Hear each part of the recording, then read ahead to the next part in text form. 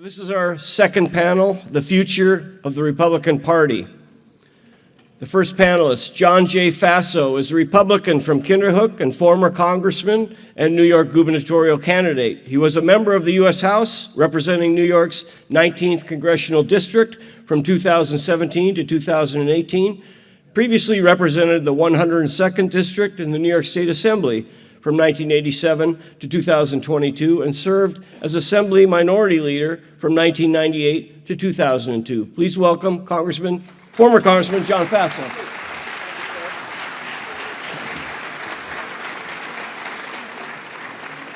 Marcia E. Barrett is an assistant professor of history at the University of Illinois Urbana-Champaign, and her research focuses on the political and social history of the United States in the 20th century. She is the author of a new book titled Nelson Rockefeller's Dilemma: The Fight to Save Moderate Republicanism, published by Cornell University Press. Please welcome Marcia E. Barrett.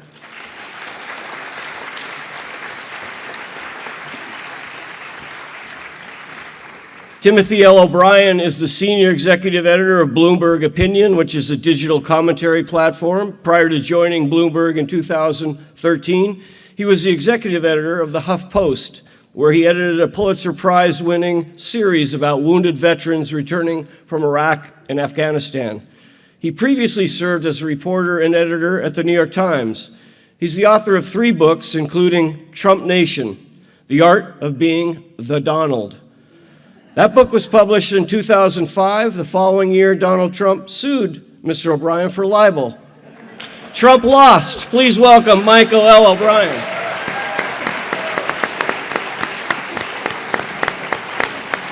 Sorry, Timothy O'Brien. I'm sorry, Timothy. And the moderator for this panel, friend and former colleague, Jimmy Vielkind. He's a national political reporter for the Wall Street Journal, has covered New York politics and government since 2008. We worked together at the Times Union, where he covered the Capitol. He's the former Capitol Bureau Chief for Politico in Albany. And during the past year, Jimmy spoke with well over 300 voters around the country as the host of 2 podcast series in the run-up to the presidential election produced by the Wall Street Journal. I should also note that Jimmy is a UAlbany alumnus and a Capital Region native. Please welcome Jimmy Vielkind.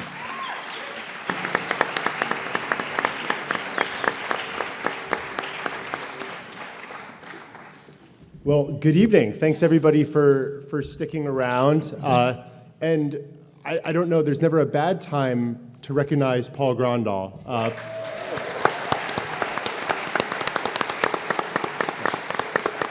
Paul, thank you for everything you've done at the Writers Institute. Thank you for everything you've done as a journalistic voice covering our region for the better part of 4 decades now. And thank you for all those times. I used to sit at your desk when I'd work the Sunday night shifts, and thank you for never complaining about all the crumbs that I left. So you're a good guy. Folks, thank you for coming. We have another panel that is asking a mirror question of what we just heard a very interesting discussion about, which is, what is the future of the Republican Party? And before we get into this thing that happened a few days ago, this election, maybe you heard about it, I started to think about what is the Republican Party? I was overseas last year and in Germany, which has a parliamentary system, which means you have lots of little parties, which I believe lots of little things. And someone asked me, how would you describe the Republican Party in the US? Which is something I'd never thought about before.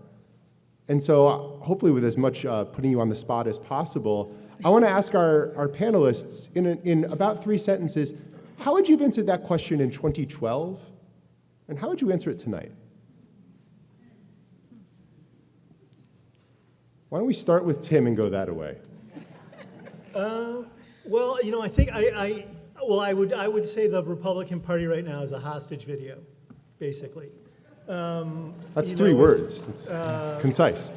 And I think, I don't think it's a uniform membership. I think it's a party at war with itself to a certain extent. I think there are classic traditional Republicans in the party, conservatives, small government, judicial restraint, strong national security, lower taxes, lower regulation.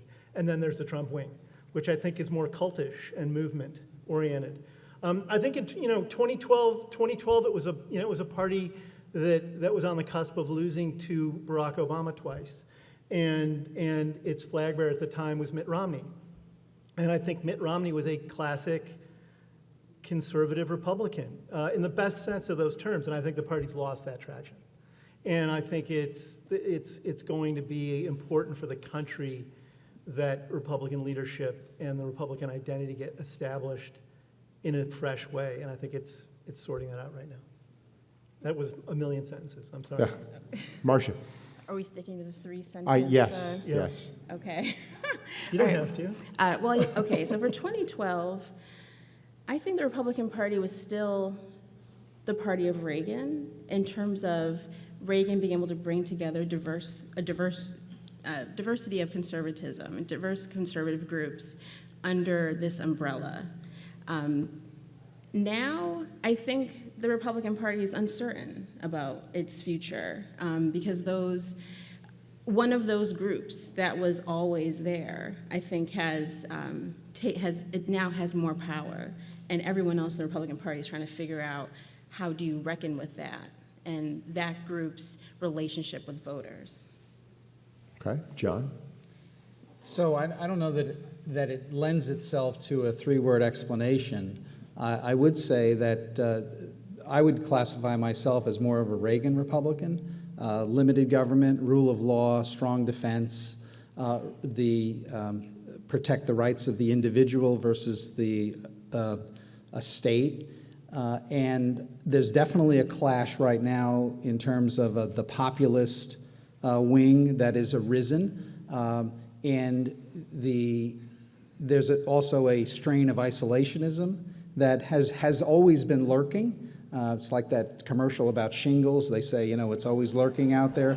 Well, there's a strain of isolationism that's now manifesting itself in the Republican Party that I'm not entirely comfortable with. I understand that we should not be the world's policeman, but I do think that right now we face an existential threat from Xi Jinping and Putin and Iran and their fellow travelers out there who believe that the way of the future, and there's a lot of people in the third world, so to speak, who are becoming enamored of this. The way of the future is a strong central state, given by authoritarian leaders, and that the rule of law, the freedom of speech, the freedom of religion, the values of the West, broadly speaking, that also I would incorporate South Korea, Japan, Australia, etc. But the traditional values of the West about the rights of the individual, they say those values are irrelevant and increasingly discarded. So that's really with the clash. So I think, while I would classify myself as more of a Reagan Republican, there's no doubt the Republican Party has a populist wing, and it has shown itself also to be more attractive to voters that in the past were not voting Republican, and we can talk about that. Yeah. I mean, when I thought about it, I thought it's a loose alliance of libertarians, religious conservatives, and people who are generally more inclined to be pro-business, which is inherently tense, right? Because religious conservatives and libertarians are going to be at odds. Libertarians and pro-business, people who believe government should boost business, are going to be at odds. Marcia, you were the only one who kept to the time limit, so we're going to you next. And you've written a wonderful book about the Republican Party in Nelson Rockefeller's era and about the collapse of the Rockefeller Republican over time. You've focused in on an episode in the summer of 1963. So I'll go quickly back and you can dive there. 1960, John F. Kennedy's elected. 1962, you start to see some backlash. And Kennedy, while he campaigned on a platform of civil rights, did not deliver initially. He dithered. He recognized that this was a major problem for his party. You had the Solid South. The South was firmly segregationist. And within the Republican Party, you had an opportunity to seize that issue. Nelson Rockefeller, the popular governor of New York, elected in 1958, He was just beginning to bulldoze Center Square at that time in 62, or thinking about it. But he gave a speech in 1963 in which he said, quote, "The Republican Party is the party of Lincoln. It was founded to make men free and equal in opportunity. It is the party of all men, the only truly national party in America. For that party to turn its back on its heritage and its birthright would be an act of political immortality rarely equated in human history." This was a speech in which he denounced, quote, the radical right, a term that we think of now as being somewhat new. Marcia, I'm wondering if you can talk about the tension then, of course, give us the spoiler of how it was resolved, and then make a line to today. Okay, how much time do we have? Infinite time. And then Tim and John jump in. Okay, so the summer of 1963, this is, for Rockefeller in particular, he gives that speech in July. So in May of that year, right, you have the clashes between law enforcement and civil rights activists in Birmingham, right? The nation is really gripped by this question of civil rights and federal intervention.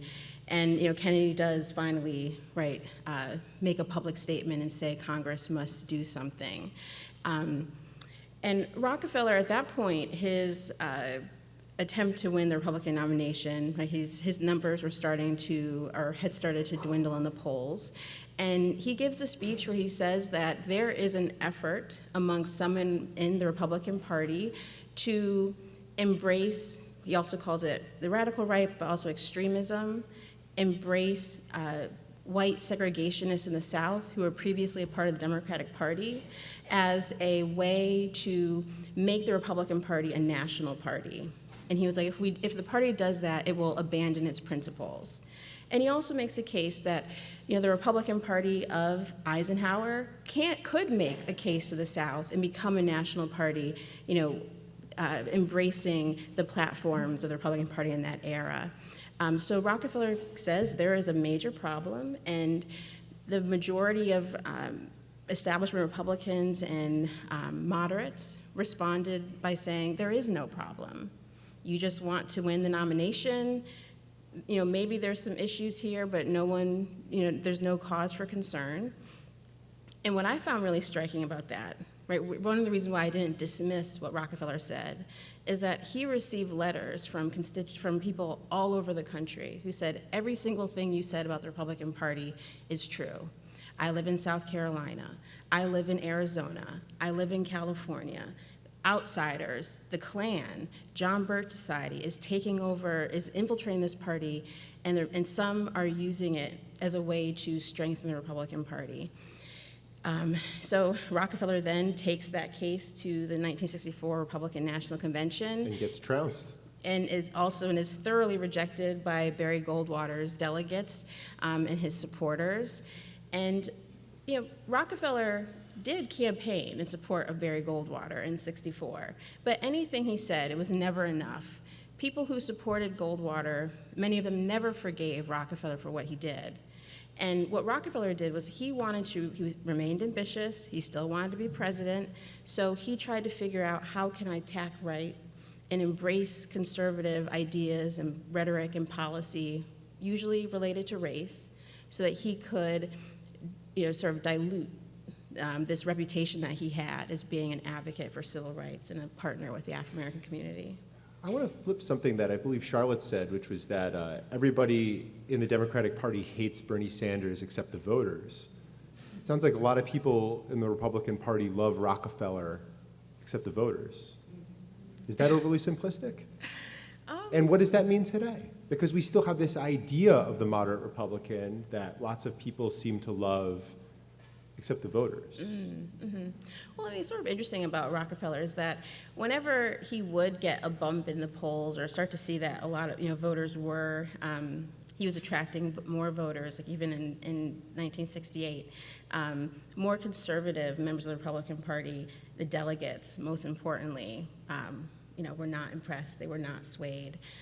So, I guess it's a little bit complicated. What I would say, though, is that I do think over time it sort of looked like a lot of voters, you say you want a moderate. You want someone who's a deal maker. You want someone who isn't, just going to go in one direction based on your party affiliation. But they didn't necessarily reward those politicians at the electoral box. That's, what a great segue, because if you look 18 inches to your left, there is someone who I would have thought of and describe as a moderate Republican, John Faso. And I, on election night in 2016, was with you at a barbecue restaurant in Hudson as the polls were returning. People might remember John Faso had a long electoral history in the state assembly. He lost to Eliot Spitzer in 2006, but maybe won in the long game of life, maybe. Though adultery was legalized today, so I don't know what that means. John, I remember very clearly that was a close election between you and Zephyr Teachout. And quite early in the night, what was supposed to be a very, very, very divided race, it was quite clear that you won pretty early on the night. I don't remember the exact time. And I remember talking to you after the fact, and you were happy that you won, but you didn't seem happy that Donald Trump won in 2016. I'm wondering how you remember that. And also, I don't know if I asked you, but who did you vote for in 2016? That's not a difficult question, because I already answered that at an Alan Chartock forum at one point after the election. I voted for Gary Johnson in 2016, but I can remember being at the barbecue restaurant in Hudson, and I was being interviewed by someone from one of the local television stations, and over the shoulder of the interviewer, the TV was on, and I saw, it was about 11:30 at night, and I saw that Donald Trump won the state of Wisconsin. And the immediate thing that went through my mind at that point was, holy shit, 2018 is going to be a bear. It was a bear for you. You did lose And, re-election. but I think that, I supported many of President Trump's policies and was happy to do so. The difficulty with, as a Republican in a swing district in 2018 was that he energized the Democratic base to such an extent that we lost 41 seats in the House that year, and it was very difficult to navigate your way through that political process. So, I voted for Donald Trump in 20, and I voted for him in 24. And the reason I voted for him in 24, despite some trepidation about a number of things that we can get into, was I looked at the issues, and the issues to me were the Middle East, Iran, Israel, what's going on in that part of the world, and I felt Trump would be much stronger in that regard than Biden. And I think, frankly, Biden's weakness and inept withdrawal from Afghanistan, as I think Chuck Todd said in the prior panel, really damaged his standing. And so we can get into that. But I think the reasons I'm comfortable with my vote, and I know I'm not going to be happy with some of the policies that we'll see coming out. But it's a binary choice that you have. It's interesting. Policy. You said it twice. You're looking forward to the policies. You were happy with the policies, and you supported the policies in Congress. How much of this is actually about policy? Tim, what I found fascinating about your book was that it was written before we thought of Donald Trump as a political candidate. And you spent expensive time with Donald Trump before he was a political candidate. And yet, his own words were so remarkably insightful about Trump. I wrote down, there were two quotes that you included in the book. One was from Trump to you, and the other was from Barbara Walters. And I'm not going to pretend to do the accents. I'll just get people in trouble. Let's do Barbara Walters. He's extremely successful. Even when he's down, he's up. He's got a great charm and charisma, and he's very good to friends. This is a man who tells you what he thinks, and I think people respond very strongly to that. He's one of the more original people of our time, and we don't have very many of them. He's got the women and the money, and by the way, he also has great children. He often says what he thinks, even when what he says is politically incorrect and will get him in trouble. He takes chances where other people wouldn't. And I think people are fascinated by that. Not a word about tax policy, not a word about immigration. How much of this is Trump, the person, the brand? You know, I think when people are shocked that Donald Trump became president, or are surprised that he's got traction with people, or how did he suddenly emerge on the American landscape, I think it's because we're not reading history. We're not looking at a lot of these fault lines that have run through American society for centuries. And Donald Trump is an outcome of a lot of tension and unsolved problems in American society. He's certainly an accelerant, and social media has accelerated, I think, anti-institutionalism, political polarization, intolerance in various forms. And if there's a virtue to his presence in American life, is he stripped these Band-Aids off of these myths we tell ourselves about American progress or American unity. And he filled a vacuum, I think, that both parties had left behind, which is working class Americans who I think have been struggling to achieve the American dream since the 1980s. Go ahead. Did Trump win, or did the Democrats lose? And if Trump has a mandate, what is it for? Well, I mean, I think what he did in 2016 is he said, "I'm your savior," to people who were looking for answers. And he gave them false policy. Well, you didn't give them policies, he gave them hope. And he said the other is taking your cookies away, whether it's immigrants or people of color or China. And I will be the bulwark against you getting pickpocketed. And I will stand in the way of that because the Democrats haven't done it, and Republicans haven't either. Republicans brought you into a war in Iraq. He was criticizing the Iraq war when he ran in 2016. He's profoundly ignorant. He's profoundly narcissistic. But he is also a profoundly good snake oil salesman. And when he filled this need, this gap, he also was able to do it by going around the media through social media, through around legacy media, around the party itself. And that's why I say it's a hostage video, because the party, no U.S. institutions know how to deal with Donald Trump. The Republican Party doesn't, Congress doesn't, the courts don't, the media doesn't, and he's bent those institutions, some of them to the point of breaking. Marcia, same question. Did Trump win? Did Democrats lose? And if he has a mandate, what's it for? This is for 2024 specifically. Right now. 2025, I guess, more.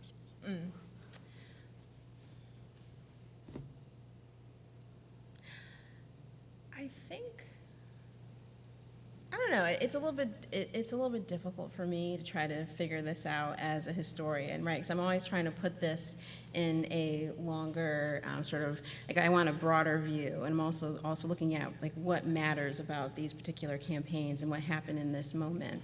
I mean, what I'm really struck by is that, I've heard a lot of commentary where they start to parse the words that Kamala Harris used in particular sentences or answers, or how did she respond to this commercial, like getting into the fine details.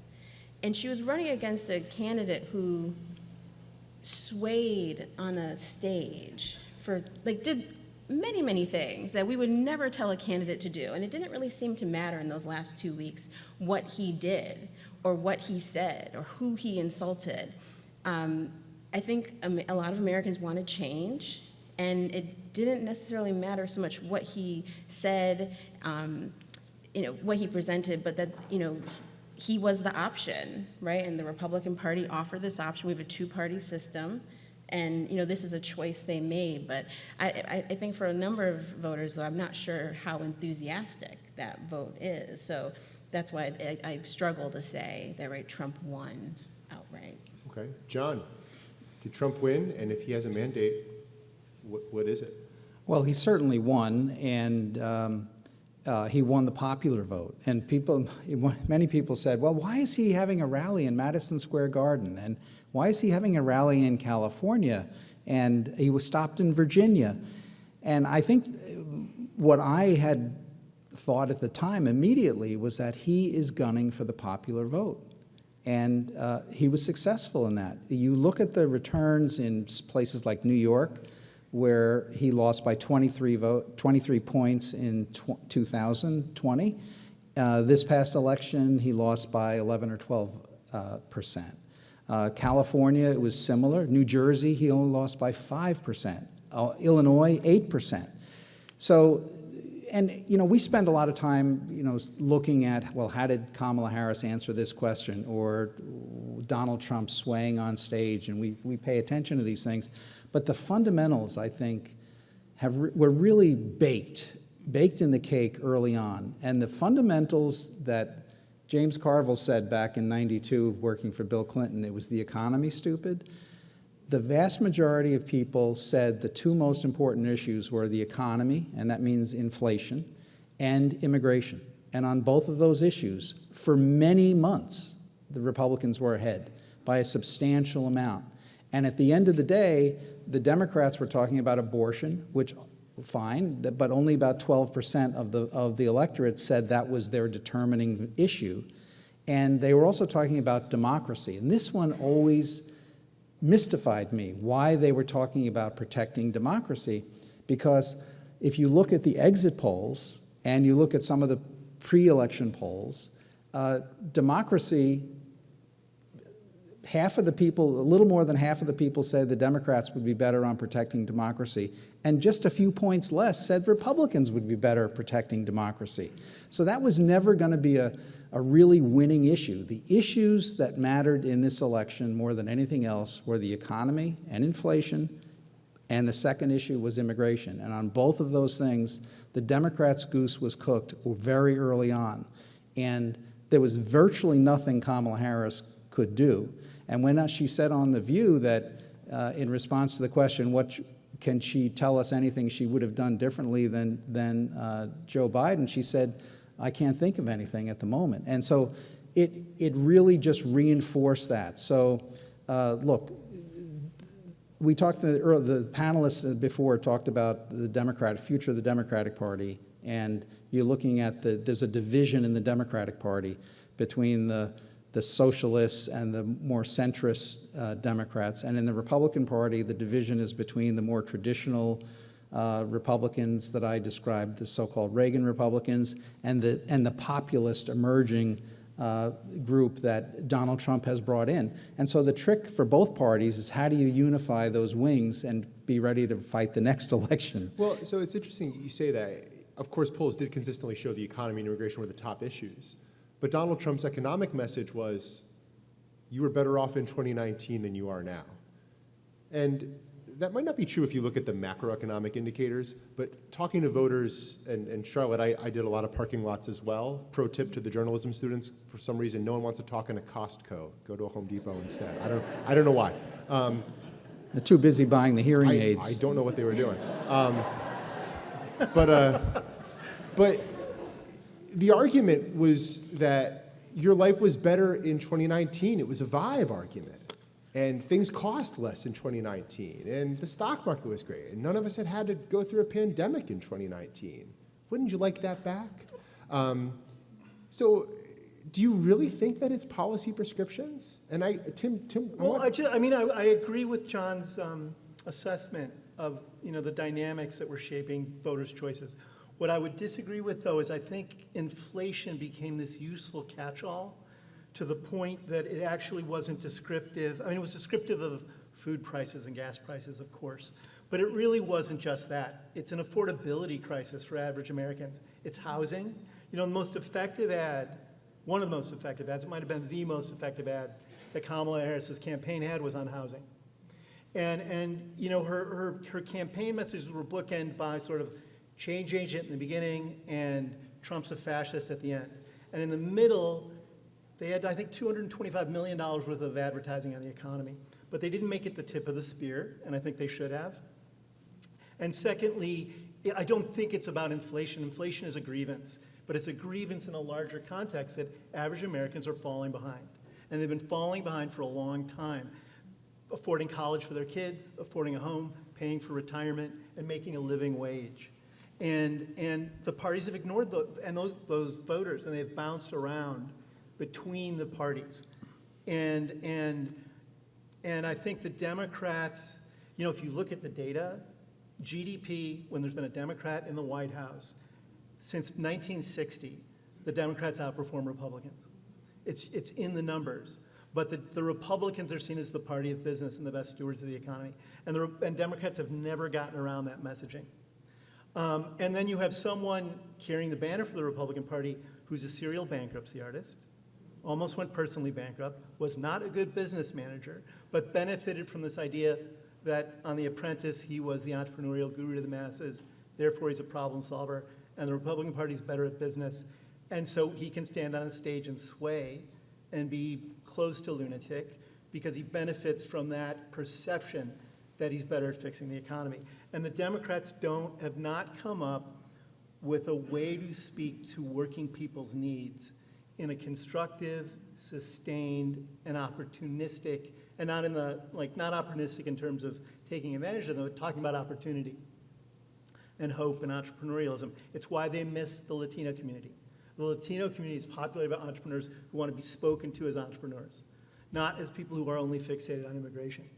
And it eludes the Democrats. And Trump benefited, I think, from a legacy perception that he didn't deserve, but it allowed him. I don't think he went to Madison Square Garden to get the popular vote. Donald Trump went to Madison Square Garden because he's a media addict, and he wanted to have his last hurrah on center stage at Madison Square Garden because he's vain, not because he's strategic. He doesn't have a strategic bone in his body, actually. No, but his Do either of you campaign, wanna- but his campaign people did, But I don't think they wanted him there, though, John. I think they wanted him in the swing states. I don't think they did. I don't think necessarily that they did either. But the point is, if you, and at the end, what the Democrats were reduced to saying fascist, and he's going to Madison Square Garden because that's a repetition of the America First rally in 1938 or 39.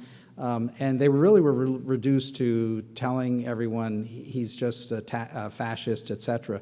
And it had no impact whatsoever. And if you look, you come back to the economy and the perception. The perception is, I'm paying more to go out to dinner. I'm paying more at the grocery store.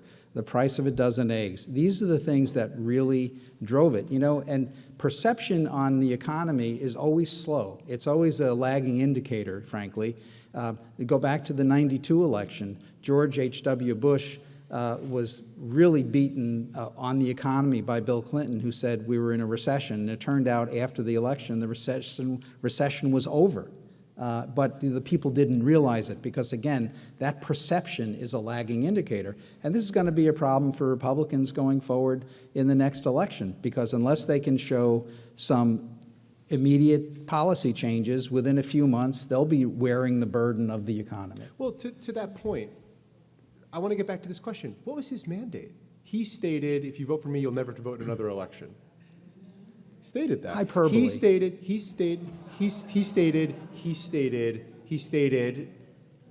to shoot me, you'll have to shoot through the press pen. He has belittled critics. He has belittled institutions. He has, the examples are quite numerous. And what we've so far seen in his cabinet is, at a broad scale, from my estimation, he wants to rip down the government, right? He believes that government is not a force to be used. It should be dismantled and should be replaced by something else, perhaps a cult of personality. It sounds like, Tim, you might want to argue something along those lines. So what does he have a mandate for if these are the things? I don't think voters, in large part, backed him because of tax policy. And before we answer that, we also have to talk about immigration.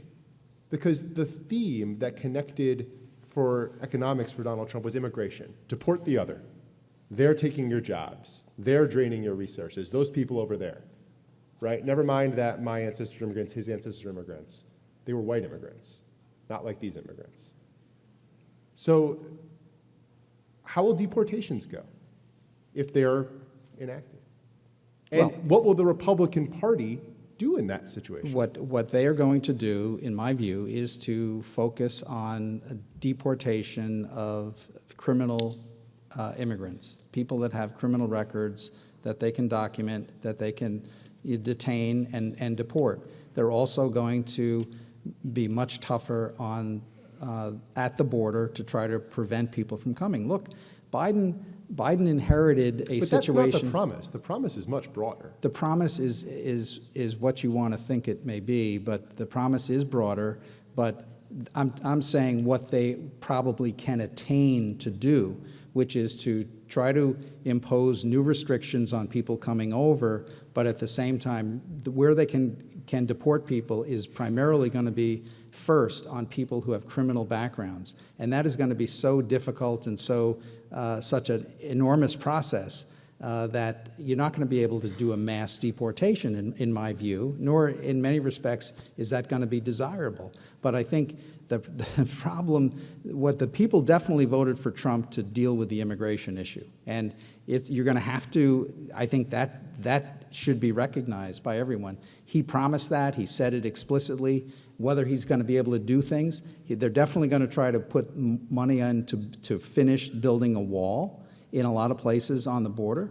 And they're going to issue executive orders that basically overturn the Biden executive orders that overturn the Trump executive orders. Which were then reinstated this summer by the Biden administration. I want to get at this notion of race. How big a deal is that in this election? Tim, Marcia, or John? It's huge in American life. It's not just this election. This is a country that race is central to the American story. You know, we brought millions of people here, both by design, against their will, to fill jobs, to be slaves. We displaced indigenous Americans in a mass genocide. And we've wrestled with those legacies. We had a civil war in response to those. We've had a civil rights movement. So I think race is ever present. And we had a female candidate of color who was obviously not white. And I don't think that can be taken out of this campaign as a thing. I think Donald Trump's ascent in 2016 was in part a response to the fact that we had the first black president. The Obama presidency, I think, for a certain population of American voters created a lot of resentment. And I think Trump comes in after the 2008 financial crisis when people are feeling financially displaced, and the end of the Obama presidency when particularly white male Americans are feeling displaced for a variety of demographic reasons. And Trumpism is fundamentally tied to that. So I think, of course, this election had that in the mix. I don't know the extent to which it defined things, but it was certainly in the mix, I would say. I was going to say, I certainly agree with what you said. And I also think something that's sort of interesting about race in this country is that I think a lot of times Americans struggle to figure out how we should even talk about it. I find it interesting in so much of the commentary about, right, Donald Trump and the working class, not noting in that, he has this appeal to the working class, but the majority of black women, right, who voted for Kamala Harris are working class. Like, there's this way that there's a lack of distinction that's sort of, drawn, like, people are, I think, not paying enough attention to those distinctions. Also, this idea that only non-whites have identity or identity politics I think, should be completely disproven by the election we just saw. And I think that there's, an inability to have, conversation. And what I was thinking too, when you mentioned mandate, right? I think when I look at this race, it seems very close to me. This seems like a divided nation, the way it's been divided this entire century. And part of our problem is that we, not only are we divided, but we don't consume the same information. We don't really talk to each other anymore. I think there's a lot of issues here that Donald Trump was able to maybe in some ways sort of exploit to his benefit. But there's a lot of different directions you can go in, and I do think that Kamala Harris's race and gender play a role as well. But yeah, there's a lot of complexity here, as I was saying. Yeah, I would just disagree somewhat from my colleagues here. because you look at the results. Donald Trump got more black votes and Hispanic votes in 2020 than he did in 2016, and he greatly expanded that number in 2024. So and I think those votes were cast mostly on the basis of the economy and immigration. And the question in the earlier panel about wokeness, I mean, you know, it's white liberals who coined terms like Latinx, which mean absolutely nothing to Hispanic voters. It was actually young Latinos who coined that term, not white liberals. But you know, you look at polls, you look at polling, and it is something that is off-putting to the vast majority of Hispanic voters, and they think, what the heck are they talking about, Latinx? And you know, this also the two things where the Trump campaign was effective were the ads where they talked about where Kamala Harris was given the question on The View, where she said she couldn't think of any policy disagreements with Joe Biden, and Biden has not been above 40% in his approval rating for 2.5 years, really since the Afghanistan debacle, which all the military experts said don't do it, and he did it anyway. And the other one where they really scored points was the ad where she said she favored, this was from 2019, she said she favored transgender surgery for inmates in prisons. And the tagline that the Trump campaign used, Kamala's for they, them, Donald Trump is for you. And it really highlighted there was this disconnection that a lot of the Democratic progressives have from where most voters are. They're not comfortable with it. Or did it signal that he's not with the other, and that if you feel odd about the other? I think, look, if she had to retract, or if she could rework, and she would have never said what she said in that interview in 2019 when she was running for president. But, the most effective ads are when you can use someone's words themselves against them, and that was an effective ad. I want to, but I think we should talk about what is an effective ad, because it certainly got a high response rate from people who saw the ad. There is very little evidence, actually, that it was determinative ultimately in terms of how they voted. And I'm not saying that takes any, I think it was an effective ad. I don't know that it shaped their vote. And one of the things that I think there's a problem with political correctness on campuses. There's a problem with speech policing. But it's also really healthy as a society when we can talk about how we speak to one another and the words we use to speak to one another. And there was an era not too long ago in the 1960s when Black Americans didn't want the word Negro to be used any longer to refer to them as a group of Americans. And it transitioned into Black, and from a much worse N-word that had been predominant before Negro. And that's a useful discussion to have. And it's not about being overly hypersensitive or being politically correct. It's actually about respecting the fact that we are a pluralistic society with lots of different stakeholders, and those people should be in charge of how they're described. And I agree that the Latinx thing can have some ridiculousness about it, but if it is the population themselves that is struggling with how to be described so they feel seen and empowered, and then it gets dismissed as wokeism, it's actually, I think it's anti-American, frankly. I wanted to add one point about Donald Trump's appeal to Black voters. I was just looking. I'm waiting to see more data about voting returns. I'm looking forward to sort of learning more.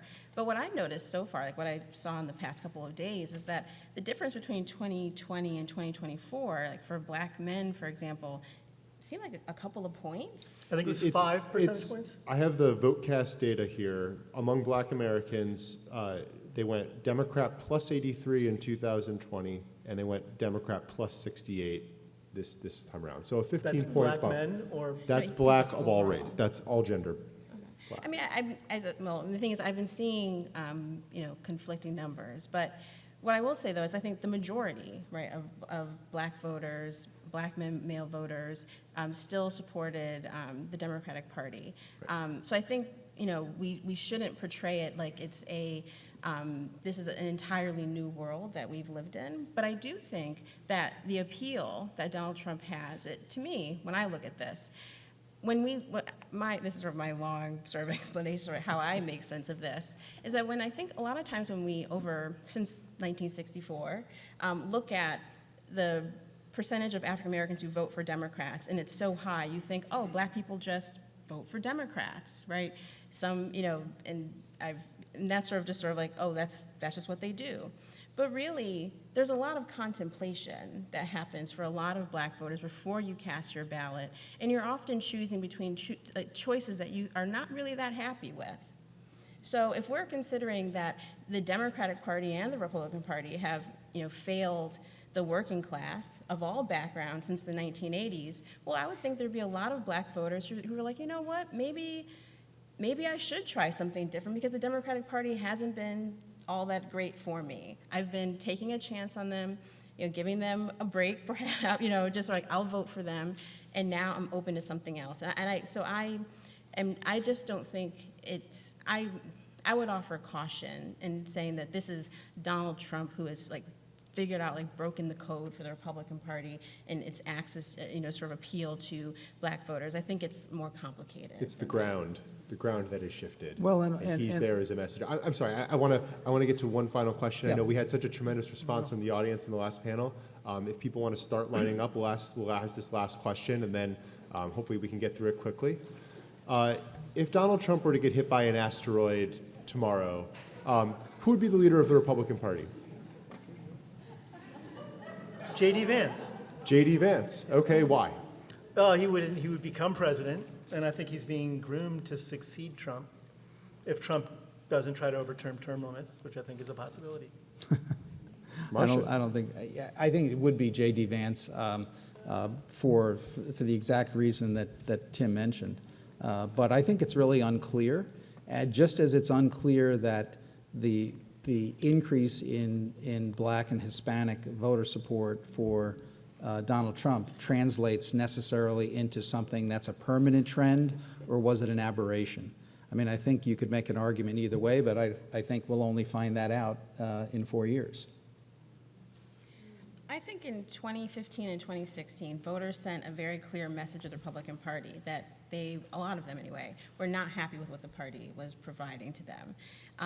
And I think right now the Republican Party sees that, Donald Trump's version of the Republican Party has political appeal, has electoral appeal, and until this approach and sort of version of republicanism, until it no longer has electoral success, that's the path the party's going to continue down. And I think J.D. Vance would be, a likely representative, right, as a younger generation who has embraced this version of the Republican Party, and he is certainly not alone. So. All right, we have unanimity. I'm left-handed, so we'll start on my left. Ma'am. Thank you. Ladies So first. I'm very concerned about the privatization of Medicare, with Humana, Allied Healthcare corporations making a lot of profit, more profit now than ever, and more taxpayers having a greater burden in reference to the cost of healthcare in our country. So with that in mind, my question is, will the Republican Party support the Retirement Equity Act of 2023, which is presently in the Finance Committee, which would block any diminished health care for retirees? Well, thank you for the question.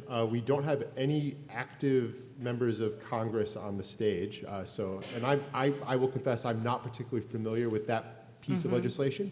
Does anyone have any insights into it and whether they think it will advance? Dr. Oz and Bobby Kennedy Jr. will solve that problem. Well, it's in the Finance Committee, and Kruger is chair. Well, that's a That might be state level That's bill. on the state level. That's yes. a state level bill. I think the issue, which was not discussed at all by either party in the national campaign, was the looming insolvency both of Medicare and Social Security. Mm-hmm. And it's really tragic because this is one of my frustrations with the campaign that we just had, is that many of the primary issues that affect the country in the future. I mean, Social Security trustees say they can only pay 77% of promised benefits in 2034. Ronald Reagan and Tip O'Neill did a 50-year deal in 1983 to fix Social Security. The 50 years runs out in 2034. And so far, neither party has taken any real steps to address the issue. And I would note, I see Senator-elect Pat Fahey back there. Well, Pat, nice to see you here. Thank you for the question. I appreciate it. And sir, over here. Thank you. Don? Oh, Now it's on. Hello, I had a question for Mr. John Faso.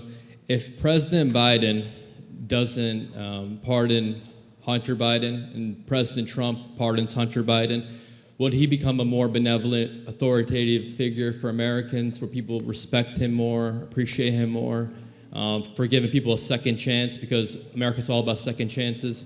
So if President Trump pardons Hunter Biden, would that be a good move historically, and would it strengthen the party? That's a valid question. Thank you. Sure, sort of like in I don't the notion of Ford and Nixon. I don't anticipate that one way or the other. All right. Okay. Thank you. Thank you. Ma'am. My question is for Mr. Faso.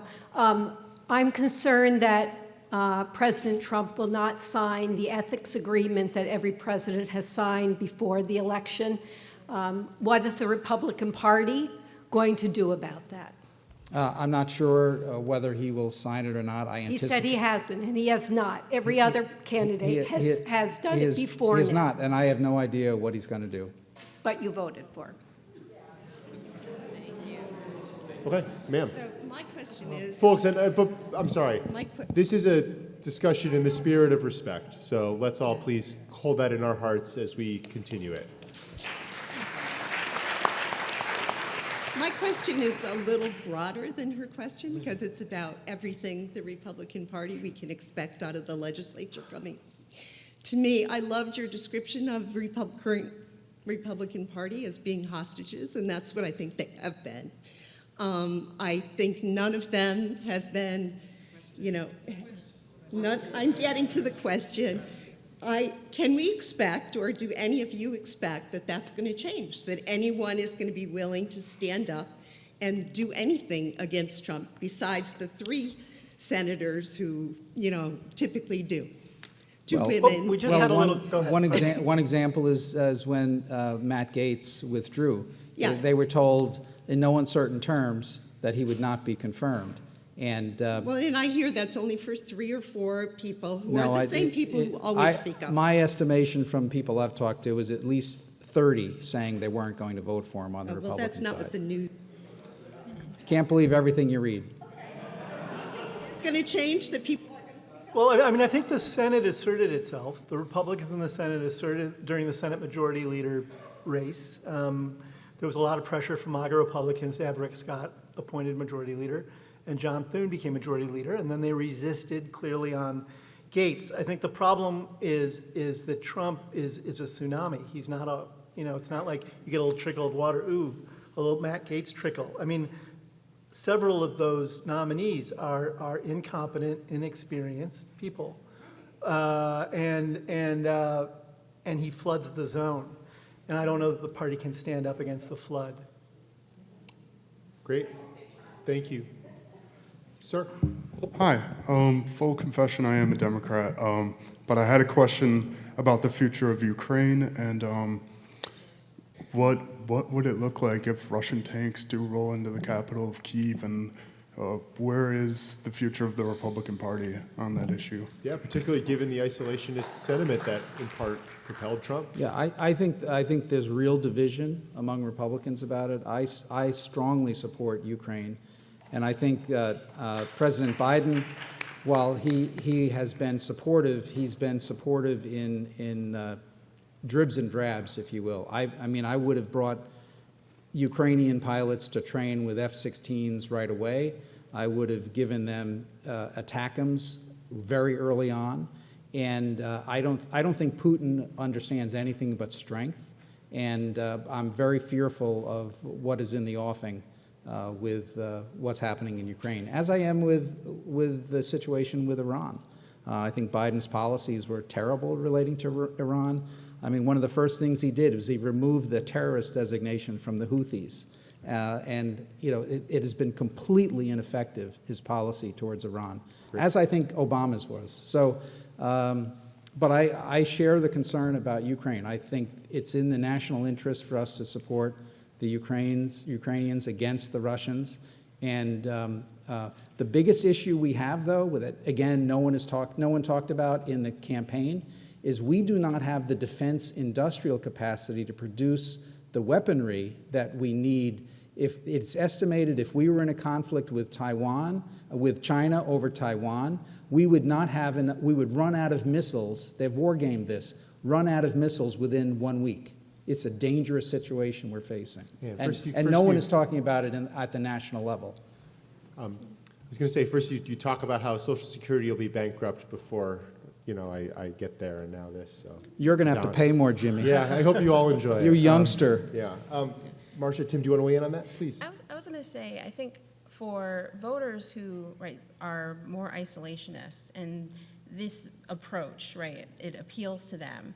I think if they watch tanks roll in, they will turn their back and say, you know, tough luck, in all honesty.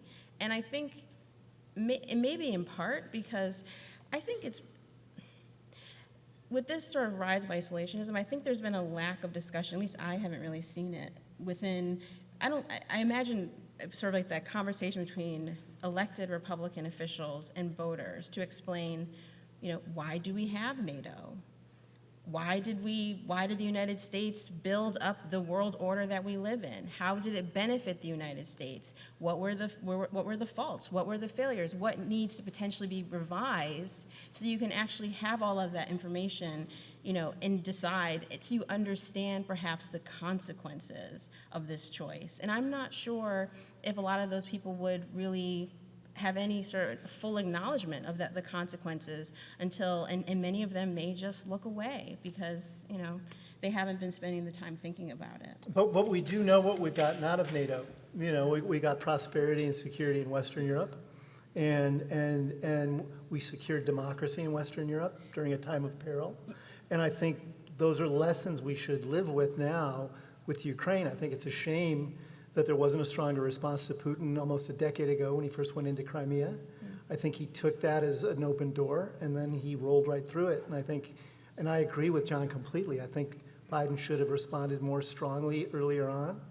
And I think the idea that the United States might be in multiple theaters and doesn't have the supply chain in place to defend the country and supply the military is a real problem. Great. We have time for two more, so it'll be Sir and Sir. Please. In order to compete with MAGA populism, do you see the Democratic Party embracing a more isolationist foreign policy and more protectionism on trade policy to win back swing voters who went for Trump? Great question. Well, it's a good question. I would note that you know, I opposed President Trump using national security provisions to impose steel tariffs on our close ally, Canada, when I was in Congress. I thought that was misguided. But I do note that President Biden has not repealed, to my knowledge, any of the tariff policies that President Trump put in place. And so I think that it's a very easy thing to say, oh, let's manufacture everything here. And that ignores a lot of longstanding principles of economics, such as comparative advantage. But look, it definitely appeals to the base in both parties, and I'm concerned about where that goes because you know, protectionism has a long history of failure. Frankly, I don't view tariffs as a great rationale, except when it's to combat dumping and subsidization by other countries of their products into our nation. But just broad-scale, uniform, raising tariffs because everything should be produced in the United States, I think defies economic history. Before we move on. Was there another question? No, sir, please. If you wanted to weigh in, but if not, please. Well, I just have a question about something that just baffles me. Is I don't understand the mindset of those people who voted for Trump, who didn't elevate, or at least hold as a high issue, you know, the insurrection, the fact that he has denigrated the military, he has denigrated POWs, he has a vocabulary of a 6-year-old or 10 or whatever, all the issues, but he gets rewarded by becoming the president of the United States again and a world leader. I don't understand. I understand there's issues, immigration and all that, but where does it speak about the values of voters, the values? And you didn't mention the felonies. I'm sorry? You didn't mention the felonies. There's so many. You know, I come from a family of Midwestern Republicans, and I remember my father was a Democrat till 1968. Then he became a Republican. And I remember as a little kid in the backyard when Richard Nixon resigned in the wake of Watergate, my dad was barbecuing, and he said, how do you think Nixon's children feel right now? And I said, I don't know. And he said, they're probably embarrassed to have his name. And he said, never do anything in your life that makes your children embarrassed to have your last name. And you now have a president who was impeached twice, who's a convicted felon, who's a sexual predator, who's been convicted of sexual assault, who's a serial fabulist and liar, who has coarsened the public dialogue, who led an insurrection at the Capitol on January 6th, who is ill-informed and ill-intentioned, and he makes Richard Nixon look like a Boy Scout. Yeah. And I'm mystified. I'm mystified how Republicans square that morally and ethically and historically with themselves. I'm mystified by it. You know, I would just note that he did win the popular vote by 2.5 million, and I think what happened The is that margin many is still not quite decided, though. many voters, the feelings about him and his character, that was baked in the cake. They were primarily concerned about the issues I mentioned: the economy, inflation, immigration, and one point I would also make, and this has been referred to, the felonies. I mean, I think it's highly likely that the Tish James case against Trump and his business is going to get overturned on appeal based upon what the argument that took place in the first department, all Democratic judges, by the way. And I also think that the Alvin Bragg prosecution against Trump was very misguided and is likely to be overturned at some point. What's your opinion of the two federal cases? The two federal cases? Yeah, the Mar-a-Lago case and the January 6th case. I think the Mar-a-Lago case was a much stronger case, but I think that the case that, you know, they taught 34 felonies. Well, every time a check was written to Michael Cohen, that was a new felony. And the way in which that case was brought, if you really look at it, it took a bookkeeping charge, which otherwise only became a felony because they combined it with a election law charge. But come back to the January 6th case, though. How do you feel about that one? Tim, just let me finish on this. The election law charge was not identified in the indictment that Alvin Bragg made. And then he said, well, it's either a state election law violation, which was highly exaggerated, or a federal election law violation, which he, as a New York State district attorney, has no authority to prosecute. I guarantee that case is going to get tossed.